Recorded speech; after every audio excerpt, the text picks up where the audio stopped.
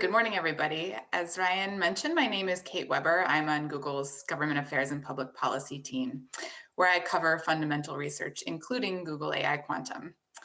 I'm excited to be here working with our quantum team as one of the most important and exciting parts of my job. And as I'm sure everyone in this audience knows, and as Ryan was just reminding us, quantum computing is poised to reshape our economy, healthcare, security, scientific discovery, and more. And it's a strategically important area for Google and for the world. So as a result, policymakers and influencers are very engaged in supporting quantum computing research and thinking about the technology's potential impact on society. And I work with colleagues to share Google's perspective in those discussions, and also to bring such discussions back to our own work and ensure we're considering potential societal and ethical implications as we pursue our research. So with that context, it's my pleasure to introduce the U.S. Department of Energy Undersecretary for Science, Paul Dabbar, who we're very excited to have as today's keynote speaker. Undersecretary Dabbar oversees what I think is DOE's most exciting work, including, of course, quantum computing. In addition to quantum and other advanced computing, he also oversees nuclear and high energy particle physics, basic energy sciences, fusion, and biological and environmental research, and he manages a majority of the DOE national labs, as well as DOE's technology commercialization activities. Before joining DOE, Undersecretary Dabbar led a number of energy business areas at JP Morgan, and prior to that, he was a nuclear submarine officer in the Navy, a job that included deploying to the North Pole to conduct environmental research, which is super cool. As you might gather from this background, Undersecretary Dabbar is uniquely positioned to understand and advance the state of the art in quantum computing and to consider the wide-ranging potential impacts of a fault-tolerant quantum computer, from research to energy to security. And he's been a superb undersecretary and a great partner to the quantum computing community and to Google. We're particularly grateful to Undersecretary Dabbar for building opportunities for public-private collaboration on quantum computing. And we believe that such collaboration is essential for building and maintaining a strong quantum computing research ecosystem and training the next generation of quantum scientists so that they're equipped to take advantage of state-of-the-art quantum computing hardware, so that we can harness this technology's full potential. So without further ado, I'll turn it over to Undersecretary Dabbar. Welcome, and thank you very much for joining us today. Okay, well, thanks, Kate. And it's much more motivational to be behind Emmy and her motivational words than my typical environment, which is testifying before Congress behind other dry speakers, asking for more money and more programs for quantum and other areas of science. It's delightful to be here as part of this remote event. When I was talking with Helmut about this event, and when I was in Santa Barbara last, I was very excited about being invited by him and the Google team here to talk about what we see and what we've been doing, and hopefully what we're supporting on.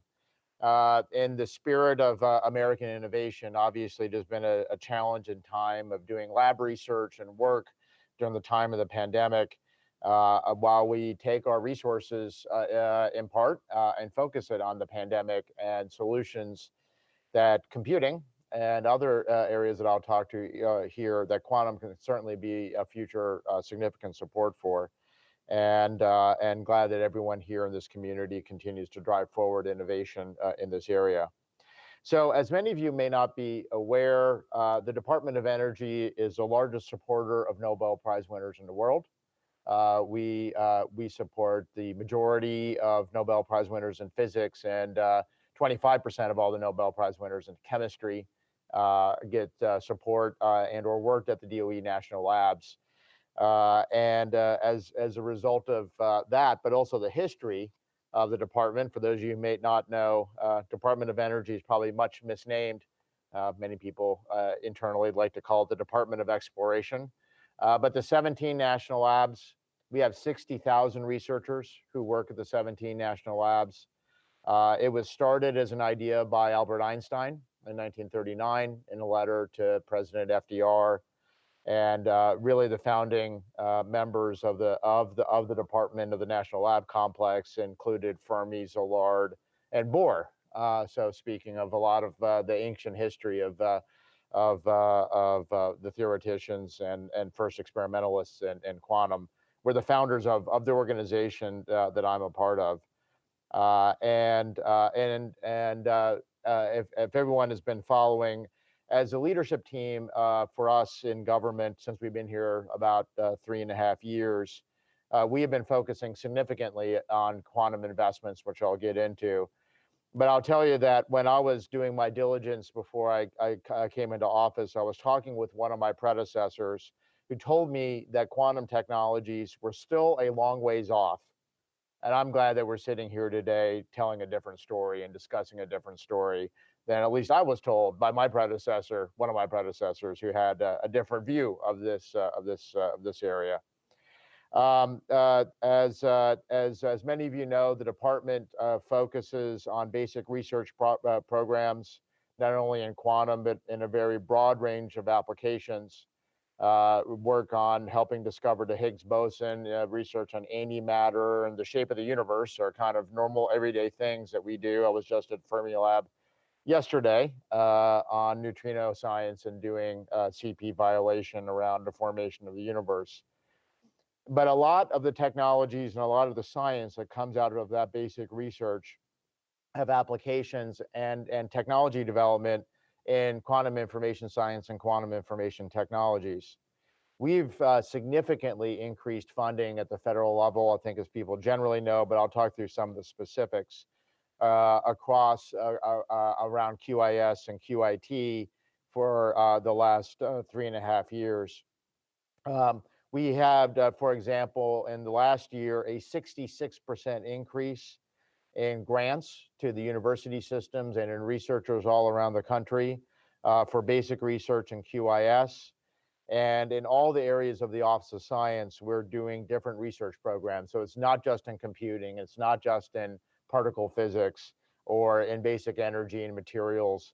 It's literally, since we showed up, every single area of the sciences has been focusing new resources on QIS. And the most interesting one, and I'll talk about this a little bit further, because this is a very timely day for us in the quantum realm, that I'll be making a number of announcements on this video call that are new. But one of the interesting things that we got out of Congress this year is the first $25 million to commence construction and development of hardware for the quantum internet that we're about to announce the initiative of in Chicago in an hour and a half, which I'll get into here in a little bit.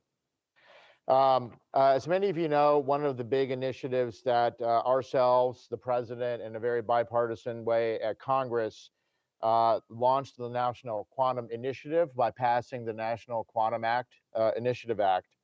That was a widely bipartisan piece of legislation that was passed about a year and a half ago. And it supports the Industries of the Future initiative, which is helping to push forward technology in AI and 5G, and also in bio, as well as in quantum, as part of a broad tech push of additional dollars and additional focus that we've been bringing.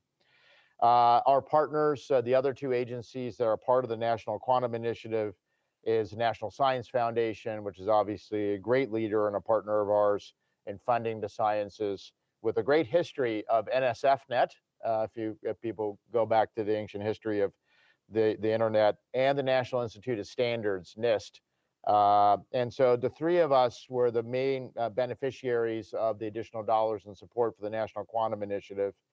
That bill alone increased quantum investments by the federal government by $1.25 billion, just from that, on top of all the other additional investments.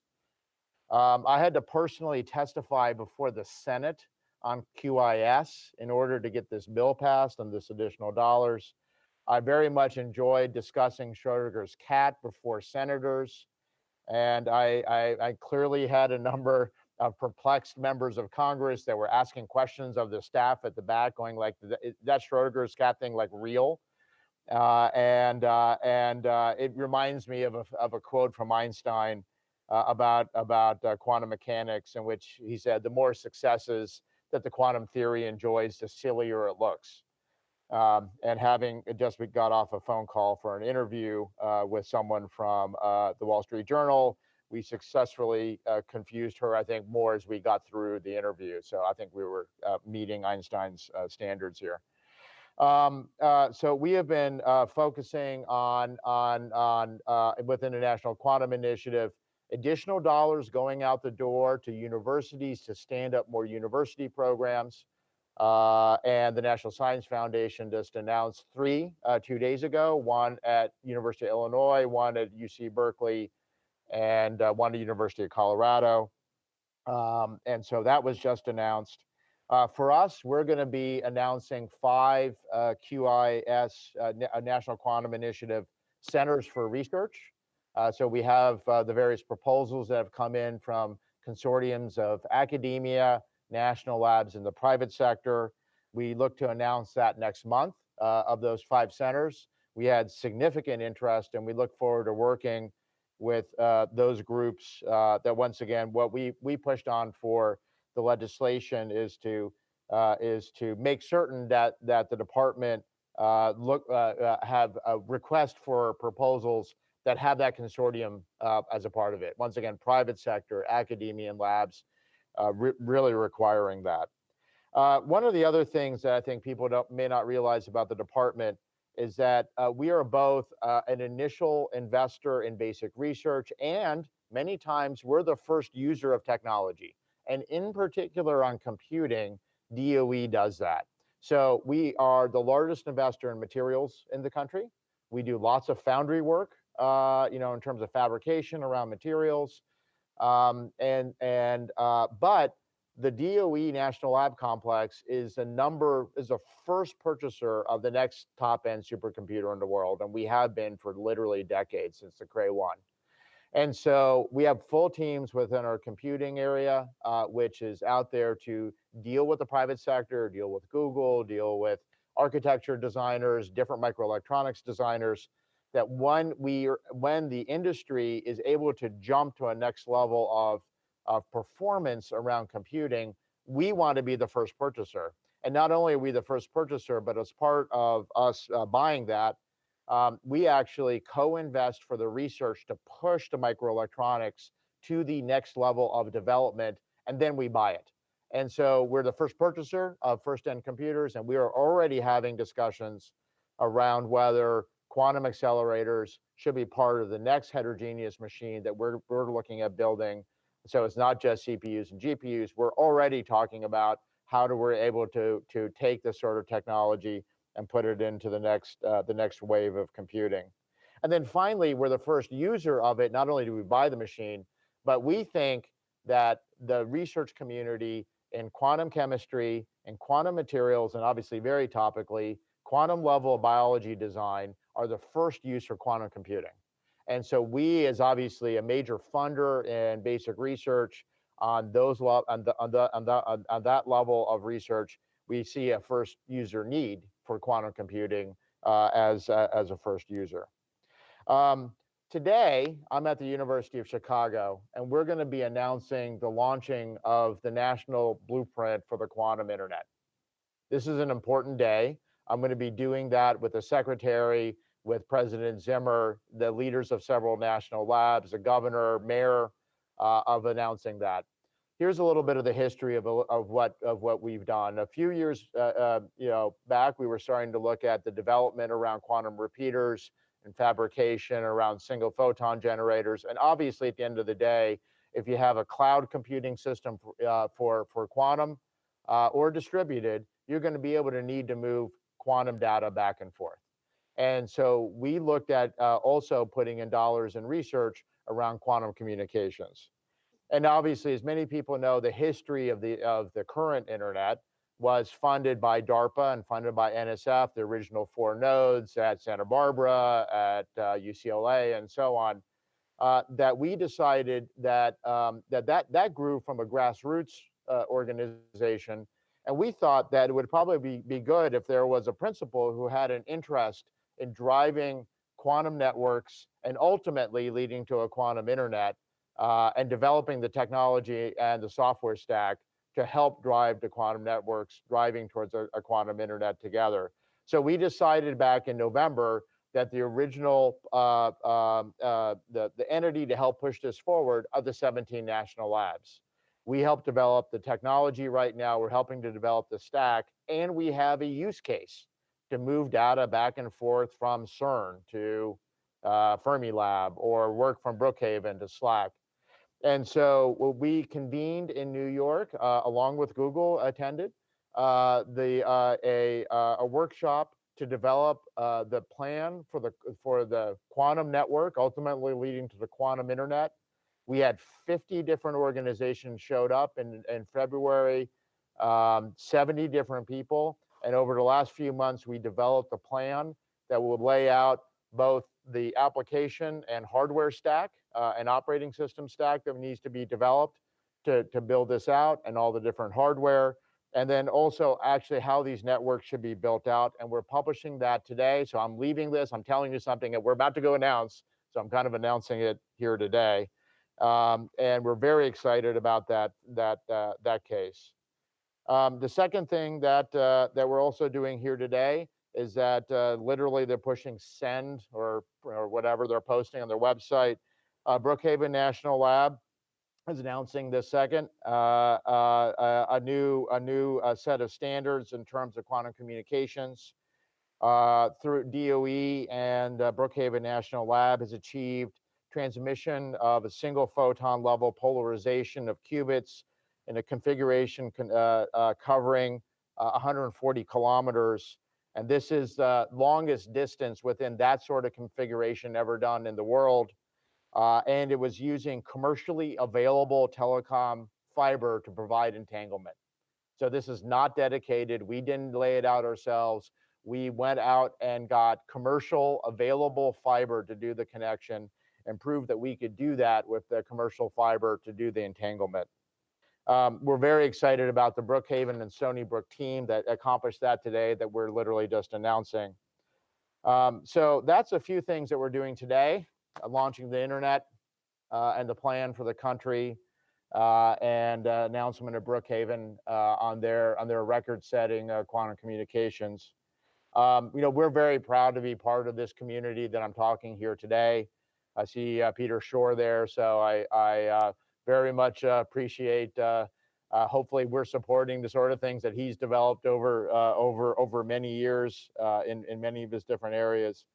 And so we've been applying additional dollars. We've been applying additional focus. We've hopefully been adding to leadership and hopefully that we've been great partners with academia and with the private sector, including Google.